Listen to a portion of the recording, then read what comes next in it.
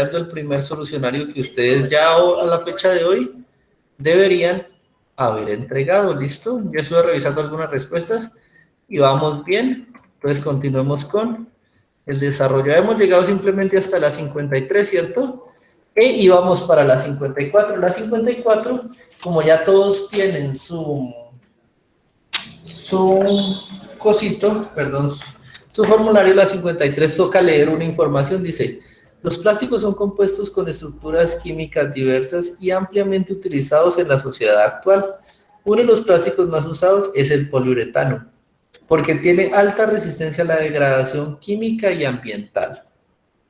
Investigaciones recientes han reportado que el hongo Staphylococcus microspora, ampliamente distribuido en las selvas tropicales, es capaz de usar poliuretano como única fuente de alimento, tanto en ambientes aerobios como anaerobios. El organismo puede crecer utilizando este material debido a la excreción de enzimas que rompen el enlace específico. ¿Listo? Entonces, sacando información rápida y hasta ahí, información general que tenemos de este sistema. La información rápida y general que tenemos de este sistema es: tengo un hongo. El hongo se llama hongo Staphylococcus microspora. ¿Listo? ¿El hongo qué hace? El hongo se alimenta de poliuretano. Lo primero que vamos a tener es que se alimenta de poliuretano. ¿Listo?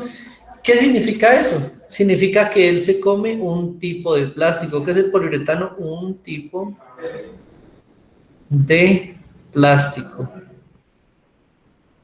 ¿Listo? Entonces ahí ya, pero es uno de los tantos plásticos que hay, porque en la primera parte nos dice: los plásticos son compuestos con estructuras químicas diversas, es decir, yo puedo tener poliuretano, PVC, polivinilo, policloruro, hay diferentes tipos de plásticos y el poliuretano es un tipo de ellos, ¿listo?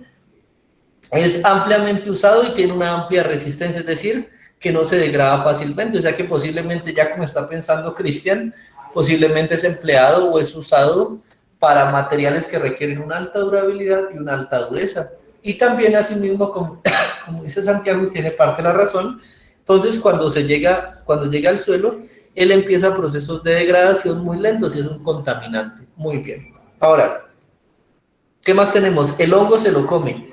El hongo está ampliamente difundido en selvas tropicales y es capaz de usar poliuretano como única fuente de alimento, tanto en ambientes aerobios como anaerobios. ¿Qué es un ambiente aerobio? Rápidamente. Que tiene oxígeno. Eso. Aerobio hace referencia comúnmente a aire, entonces en presencia de aire, por tanto, hay un suministro de oxígeno. Y anaerobio no relaciona el proceso de, en ausencia de oxígeno, sin oxígeno, sin aire y por tanto sin oxígeno. ¿Listo? Entonces el hongo puede hacer el proceso en ambos ambientes, o sea que el hongo es un proceso, hace procesos de tipo facultativo. ¿Listo? Facultativo. Ese es el resumen de lo que estamos leyendo hasta ahí. Ahorita sí. El organismo puede crecer utilizando este material debido a la excreción de enzimas que rompen un enlace específico en su estructura. Entonces, el poliuretano, mi hongo no se puede alimentar de él por una razón en específico. Hay una enzima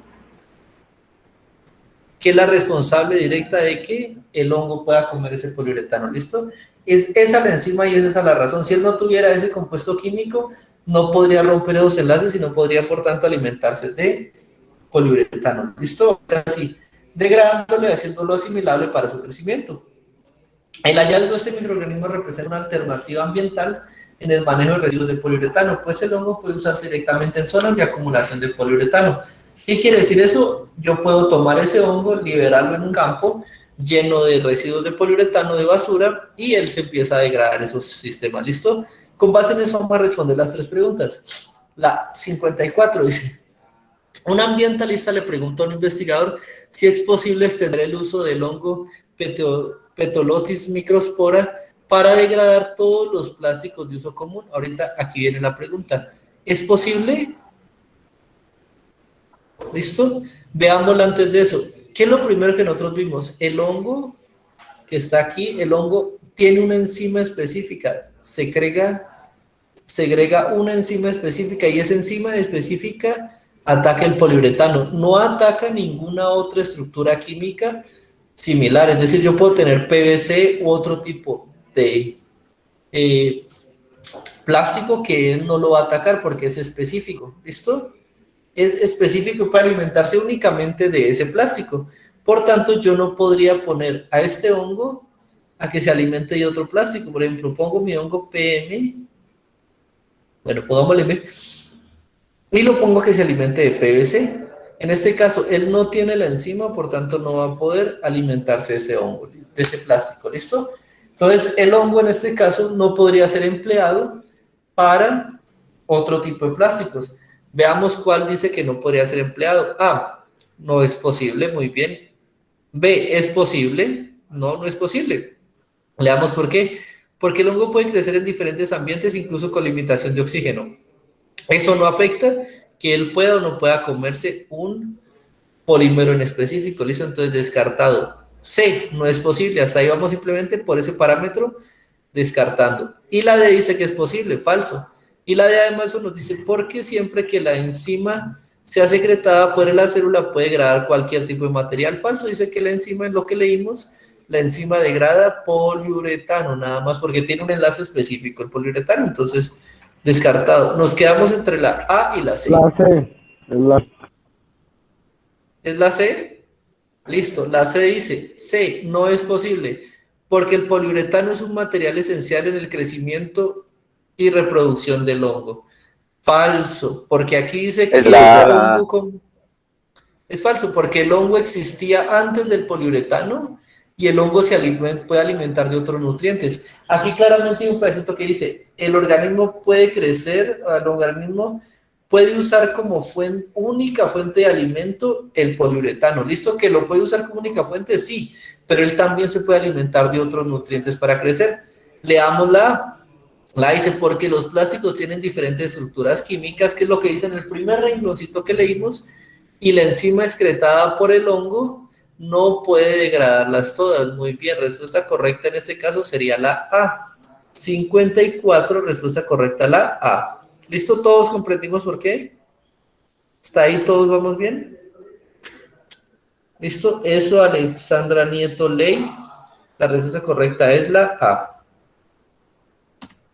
Siguiente. Dice, un investigador desea cultivar solamente el hongo Pestalotitis microspora en una muestra traída de la selva. Es decir, quiere sacarlo, criarlo para usarlo en el laboratorio y usar específicamente el hongo que se alimenta del poliuretano. ¿Cómo se muestra? En diferentes tipos de microorganismos. El investigador cuenta con 4 posibles medios de cultivo en los cuales se muestra a continuación. Si yo quiero que crezca exclusivamente mi hongo, el hongo que yo tengo, ¿de qué lo debo alimentar o cómo debo hacer el proceso? Lo primero que debo alimentarlo es obligatoriamente con poliuretano. ¿Listo?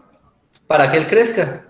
Y yo lo puedo hacer en 2 medios, con oxígeno o sin oxígeno, ¿listo? Si miramos bien, todos cumplen ese parámetro, ¿listo? Todos cumplen, miren, poliuretano, oxígeno, bien, ahí podría crecer, poliuretano sin oxígeno, bien, ahí podría crecer, poliuretano sin oxígeno, poliuretano, oxígeno, ahí podría crecer en todos.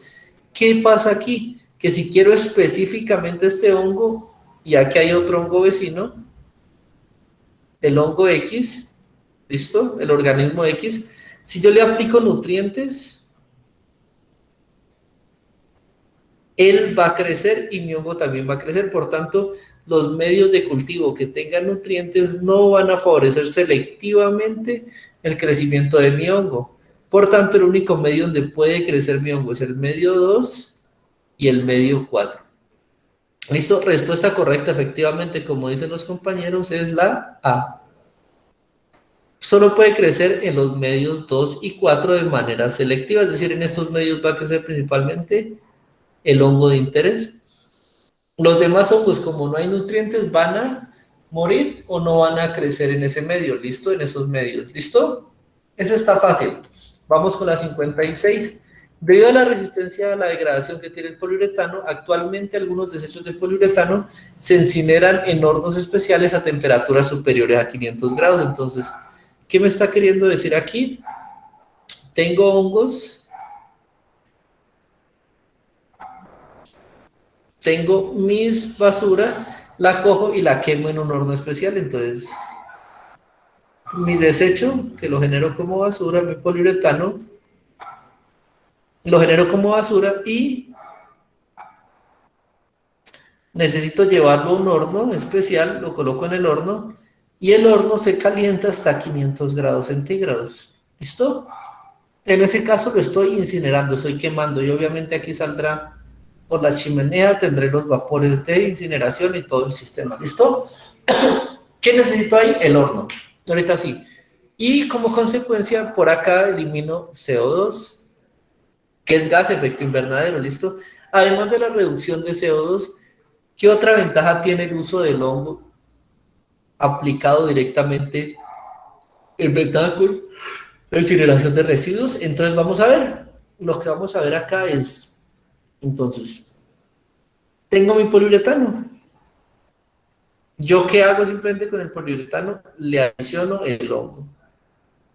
Directamente lo adiciono. ¿Y necesito algo más? No. El hongo va a empezar a comérselo y va a pasar un tiempo. Va a haber una variación temporal, entonces voy a esperar a que pase un tiempo y al cabo de ese tiempo yo voy a volver a mirar mi poliuretano y voy a observar en qué factor o en qué relación se ha degradado o cómo se lo ha comido el hongo. Entonces, lo único que yo noto aquí, para incinerarlo necesito un hongo. Para que el hongo se alimente, simplemente necesito dejarlo en contacto con el material que necesito, el poliuretano en este caso. Entonces, vamos a ver las respuestas que nos dan. Ah, el hongo, al no ser parte de las redes tróficas, puede infectar a los animales y plantas del ecosistema. Podría ser porque el hongo está llegando a un nuevo ecosistema que está contaminado con poliuretano y ahí ya habrían algunos seres vivos antes de eso. ¿Listo? Pero ¿qué pasa?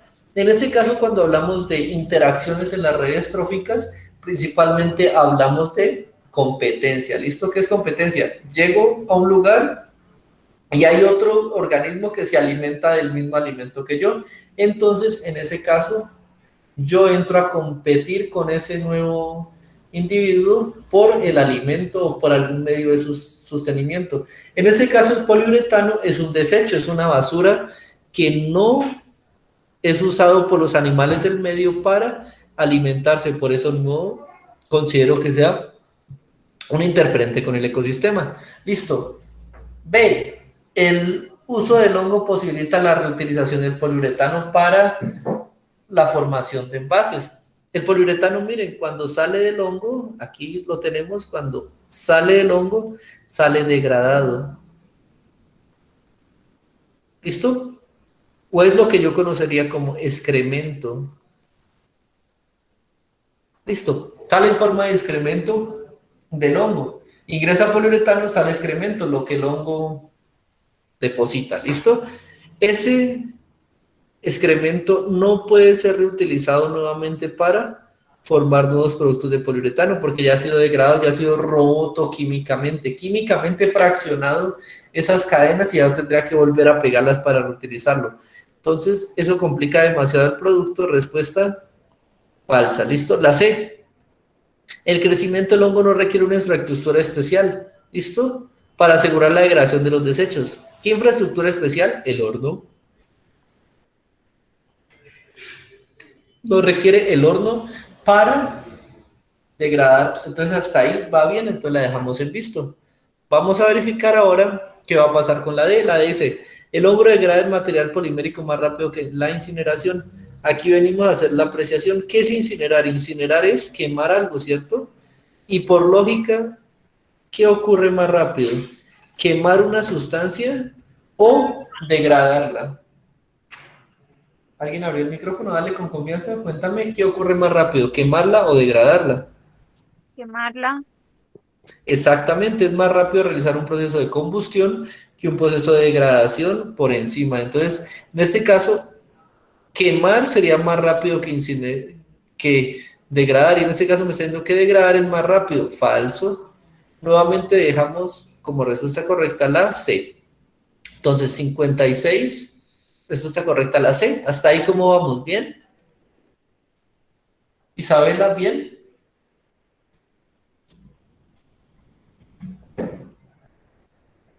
John. ¿Listo? Bien, ¿Cómo profe. van?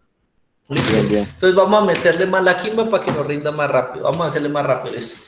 Ustedes ya leyeron la pregunta. Un grupo de estudiantes realizó un experimento que muestra la figura. Lo que hicieron fue tomaron 3 sustancias y les midieron la conductividad eléctrica para ver qué pasaba, si conducen o no. Cogieron agua destilada, agua pura. ¿Qué pasa? Y muchos se preguntarán, no, profe, pero es que yo he oído que cuando veo películas o algo así, que cae en agua un electrodoméstico, por ejemplo, hay conducción de la corriente eléctrica. ¿Cómo me va a decir que el agua destilada no la conduce? ¿Listo? Y aquí viene el meollo. Resulta que acontece que el agua es una sustancia que es polar como tal, tiene sus polos, pero no es iónica, es decir, no tiene cargas positivas ni negativas en su estructura. Entonces, cuando este electrodo, que sería el cátodo, el electrodo coge e intenta pasar electrones para acá.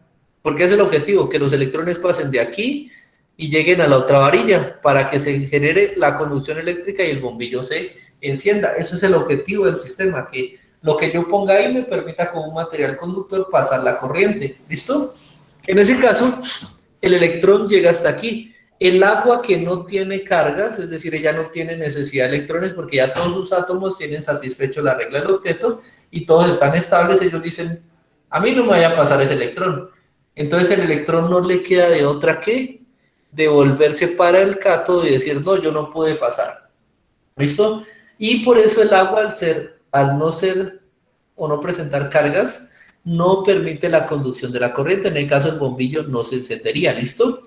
La sal. La sal en estado sólido, ya sé lo que están pensando, y dicen la sal es Na más Cl menos, ¿cierto? Pero resulta que en estado sólido ellos están atados a un cristal, es decir, están en forma rígida. En ese caso, el átomo de sodio y el átomo de cloro están vinculados a ese cristal. Cuando usted aplica electricidad por este lado, el sodio quiere recibir el electrón, él intenta, quiere recibirlo, pero para llevarlo acá hasta el otro lado, que sería el lado donde debe llegar, él tendría que moverse, tendría que haber una especie de movilidad iónica, es decir, él agarra su electrón, de alguna otra forma se tendría que desplazar un poco y pasarse el otro sodio que estuviera al lado. Eso en estado sólido no ocurre, no puede ocurrir fácilmente, entonces no se da ese proceso, por eso en estados sólidos tampoco conduce la sal la corriente eléctrica. Pero, ¿qué pasa cuando yo disuelvo sal en agua? Cuando yo disuelvo sal en agua, se genera un proceso de solvatación, entonces el Na más es rodeado por los oxígenos negativos perdón, aquí es H, del agua, es rodeado, es solvatado y es separado. ¿Listo? Por ejemplo, miren aquí, tengo H, entonces él interacciona con el sodio, por acá también, y lo solvata, permitiendo que él exista así, solito en el entorno, exista de forma libre. Cuando yo tengo eso, estoy haciendo una separación de carga, una solubilización de una sal. Entonces, ¿qué va a pasar aquí? Vuelvo acá, aquí coloco Na más, y todos los Na más se me disuelven. ¿Listo? Y el Cl me queda por otro lado, queda en otro lado de la solución, por ahí cada quien está flotando, interaccionando libremente, ¿listo? El Cl, ¿por dónde interacciona? Buena pregunta, John. Entonces, el Cl que está aquí interacciona por los hidrógenos, establece puentes de hidrógeno, ¿listo? Recuerden, un átomo electronegativo al acercarse al hidrógeno establece una fuerza llamada puente de hidrógeno que ayuda a su solubilidad. Ya nos queda así, ahorita sí, ¿qué pasa? El electrón llega aquí, salta, el sodio lo recibe por un momento y se desplaza un poco hacia acá. Nuevamente el electrón dice, no, pero es que yo no puedo soportar, el sodio dice, yo no puedo soportar ese electrón en mi estructura porque me desestabiliza, entonces se lo pasa al siguiente. Él aguanta un ratico y lo desplaza, se lo pasa al siguiente, hasta que el electrón llega como tal a la otra barra, al otro electrodo, llega a decir, en este caso al ánodo como tal. ¿Listo? Y ahí se conducirá la corriente eléctrica, por eso la sal disuelta enciende el bombillo. Luego dice, al consultar en un libro hallaron la siguiente definición: electrolito es la sustancia que generalmente se encuentra en disolución y que por tener iones permite la conducción eléctrica. En el caso, ¿cuál es el electrolito? La sal. Estamos viendo que la sal forma positivo y negativo y eso me permite la conducción de los electrones en el sistema. De acuerdo con la afirmación, los estudiantes pueden concluir que el bombillo encendió el experimento 3. ¿Por qué? ¿Por qué? Porque A, la sal en agua, eso, Joseph, dime. No sería la... Listo. Dice A, y Joseph dice que es la A, porque miren, la sal disuelta en agua es un electrolito que forma iones que permiten la conducción de la electricidad. Eso es exactamente lo que estábamos hablando antes. Hasta ahorita la A es la que dejamos en visto. La B, el agua destilada es un electrolito. Falso, porque el agua no conduce la corriente eléctrica. Miren, aquí estaba, no la condujo. Falso. C, la pila transfiere iones a la sal permitiendo la conducción de la electricidad. Falso, porque la pila simplemente está para ofrecer una diferencia de voltaje, es decir, para obligar a los electrones a pasar de una lámina a otra, ¿listo? Atravesando un medio. En este caso, el medio es lo que me permite saber si conduce o no conduce. Y la D dice, cuando las placas metálicas se descomponen, forman electrolitos que conducen la electricidad. Falso, ahí no estamos en ningún momento diciendo que la placa está siendo descompuesta y pasando a la solución. Respuesta correcta, efectivamente, la A. ¿Hasta ahí una pregunta, chicos? No, profe. Listo, vamos entonces a hacerle más rápido. Esa de ahí es muy fácil. Le preguntan que hay una técnica para separar líquidos de sólidos y se llama filtración. ¿Cuál de todos los diagramas, Karen, es una filtración en ese sistema? La D. Exactamente. O sea, exactamente, no tenemos que definir demasiado. La 58 me está preguntando qué es filtrar. La única que estoy filtrando ahí en ese caso es la D, en el cual estoy pasando un sólido con un líquido a través de un colador o un filtro como tal, y eso me permite a mí realizar el proceso de filtración. Fácil. Esta de aquí, cuando se tiene una reacción química en equilibrio y se realizan ciertos cambios en las condiciones del sistema, la reacción se desplaza hacia la izquierda o a la derecha. ¿Listo? ¿Qué quiere decir eso? Cuando usted tenga una reacción, ¿qué es un equilibrio? ¿Dónde estás? Aquí. ¿Dónde estás? Aquí. A más B, estas esferas reaccionan para entrar en contacto, se acercan y reaccionan para formar C más D.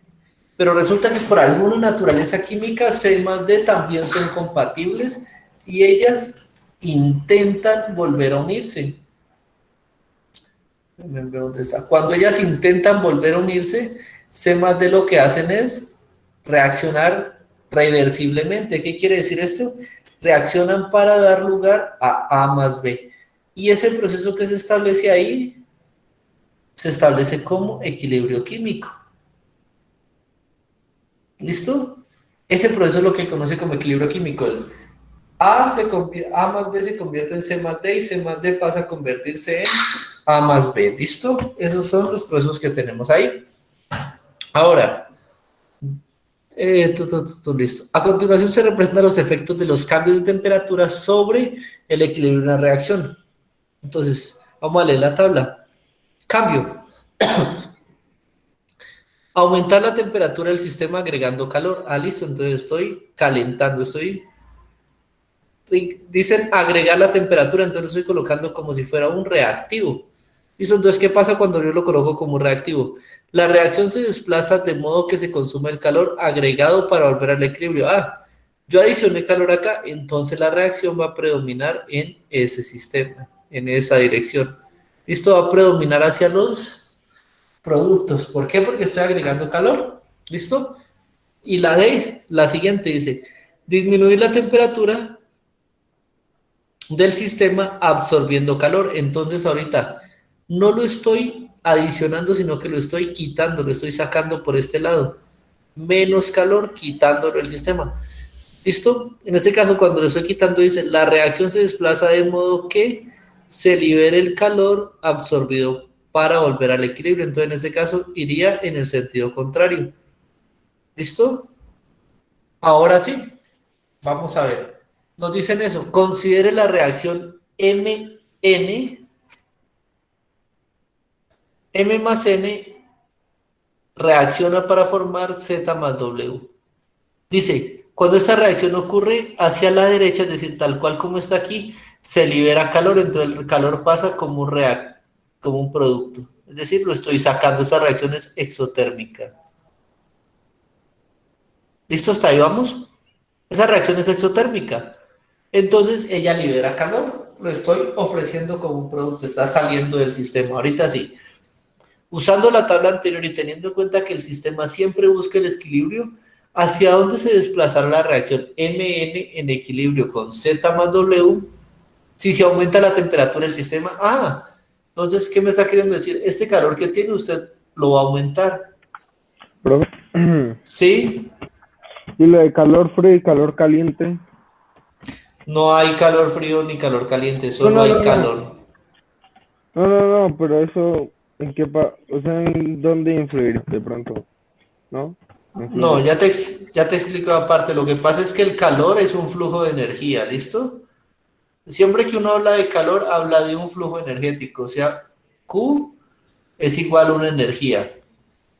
Y siempre, al igual que el flujo de energía, siempre va de un lugar donde hay un calor máximo, siempre fluye hacia un lugar donde hay un calor mínimo.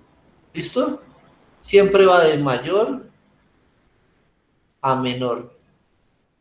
Entonces, siempre va a ir del objeto caliente al objeto frío. ¿Listo? Entonces, de alguna forma, el objeto caliente siempre va a ceder calor y el objeto frío siempre va a absorber calor. ¿Listo? Entonces, estoy diciendo, el objeto caliente está liberando energía térmica y el objeto frío está recibiendo la energía térmica. Esa es la diferencia que tenemos ahí. ¿Listo? Bueno, señor. En este caso, por ejemplo, el calor que estoy aplicando de exceso va a llegar a los productos, a estos de aquí, y va a hacer que ellos digan, no, yo necesito degradarme para liberar ese calor, lo voy a usar para convertirme en M y N y así liberar ese calor, es decir, hacerlo más pequeño. Listo, ya que la reacción se va a desplazar de izquierda a derecha. Busquemos eso.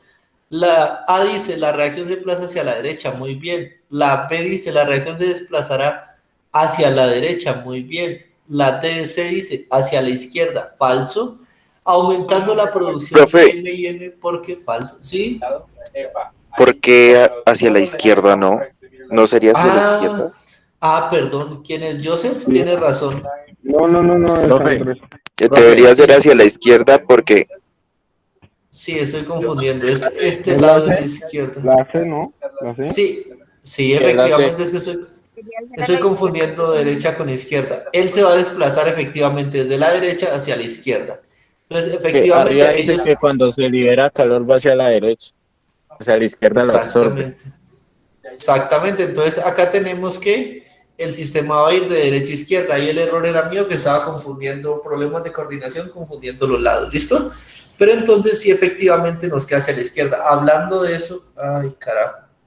Permítame un momento. ¿Alguien se acordó de grabar la clase? No. Bien.